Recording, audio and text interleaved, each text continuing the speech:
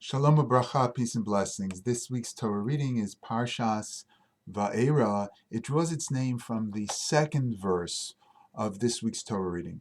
The first verse reads, "Vayedaber Elohim el Moshe," and God said to Moses, "Vayomer Elov," He said to him, "Ani Adonai, I am God." And then the second verse continues, "Va'era," and I appeared. El Avraham, El Yitzchak, ve'el Yaakov. I appeared to Avraham, Yitzchak, and Yaakov. So God is creating this, or identifying this connection of a long-standing tradition to Moshe, drawing back to his ancestors, Abraham, Isaac, and Jacob. So this week's Torah reading is the second Torah reading in the book of Shemos. When God introduces himself to Moshe, he uses the various expressions, the four expressions of redemption. He promises to take the children out, to deliver them, to redeem them, and to acquire them.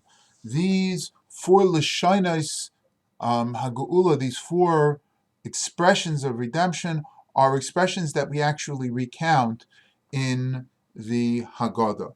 Moshe and Aaron, Moses and Aaron, come to Paro and demand that the children of Israel be let go. Moshe is completely refused, and in order to demonstrate their true divine mission, Aaron takes his staff and turns him into a snake.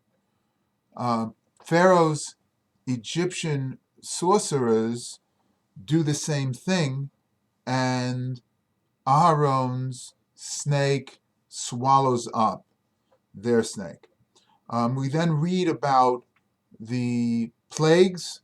The first plague is dam. There is blood. The water in Egypt all turns into blood.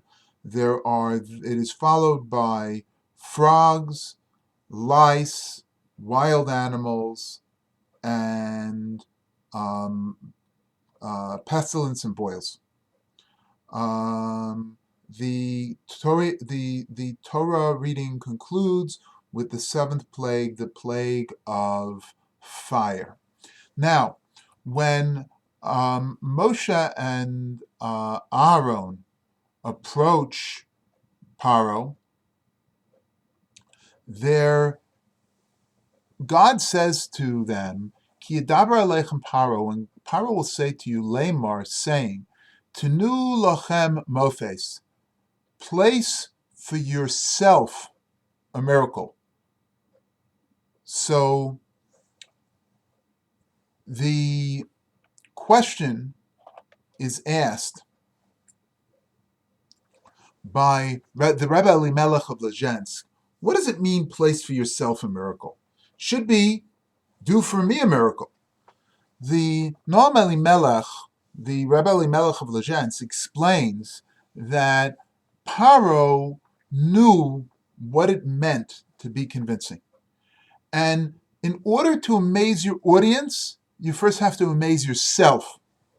You have to buy in to what's going on, otherwise your audience will realize the fallacy of what you're doing.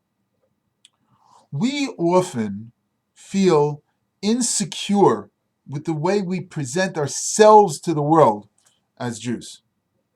And because of that, people don't respect and appreciate our identity. As Jews who live in a secular culture, it is important for us to understand that we cannot expect others to be respectful and understanding of our identity If we ourselves are not secure in our identity, we can take a lesson from Paro, who oppressed us, in understanding what it is that we need to do in order to project that secure Jewish identity to the world, that others might respect it. The best way that we can teach others to value our Jewish identity and culture is for us to realize that it is a wonder for us to appreciate. And if we appreciate it, if we savor it, if we understand it, if we project that wonder to others, we afford them the opportunity to appreciate who we are and respect us. Being secure in who we are is the best way that we can help others respect the beauty that is found in our tradition and our culture. Shabbat Shalom. May God bless you with the security and strength of your identity, that we may together project the beauty of Judaism to the world. Shabbat Shalom.